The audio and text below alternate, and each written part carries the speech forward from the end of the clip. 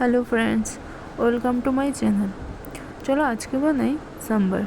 Sambar basically আমরা জানি ইডলি, দোসা, মেদু বড়া ওইগুলোর সাথে খাওয়া হয়, কিন্তু সাউথ ইন্ডিয়াতে সাম্বারটা না ভাতের সাথেও ওরা খায়। সাম্বার আপনারা খুব সহজে বাড়িতে বানিয়ে নিতে পারেন। সাম্বারের জন্য লাগছে খেসারির ডাল বা তুর ডাল, যেটাকে বলা হয়। ডালটাকে আমি ভালোভাবে ধুয়ে প্রেসার কুকারে দিয়ে দিলাম। ডালটা সেদ্ধ হতে হতে আমরা বাকি ইনগ্রিডিয়েন্টসগুলো রেডি করে নিচ্ছি।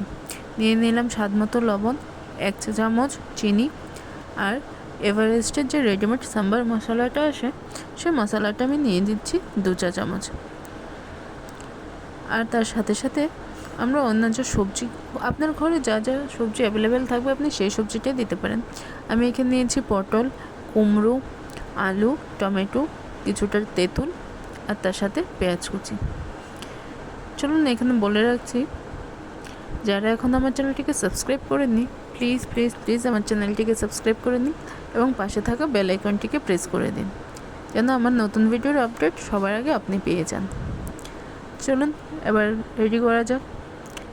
আমাদের ডাল সেদ্ধ হয়ে গেছে। এবার কড়াইতে ফোড়ন দিচ্ছি শুকনো লঙ্কা, সর্ষে, আর তার সাথে সাথে পেঁয়াজ কুচি দিয়ে দিলাম। পেঁয়াজটা হালকা নেড়ে চেড়ে দিয়ে দিলাম কারি পাতাগুলো।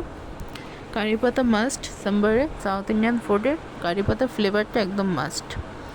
তার সাথে সাথে আমরা সব সবজি একসাথে দিয়ে দিলাম, নুন চিনি দিয়ে দিলাম, দিয়ে হালকা একটু ভাজা ভাজা করে নেব। এখানে হালকা একটু নেড়ে চেড়ে আমি ঢাকা দিয়ে দিলাম সবজিগুলো সেদ্ধ হয়ে যাওয়ার জন্য। মোটামুটি সেদ্ধ হয়ে গেলে আমরা আমাদের যে বয়েল করা ডালটা আছে সেটা দিয়ে দিলাম, পরিমাণ মতো জল দিয়ে দিলাম। এবারে দিয়ে দিলাম সাম্বার মশলাটা, তার সাথে সাথে তেঁতুলগুলা জলটা। বাস রেডি আমাদের সাম্বার। এনজয় করুন।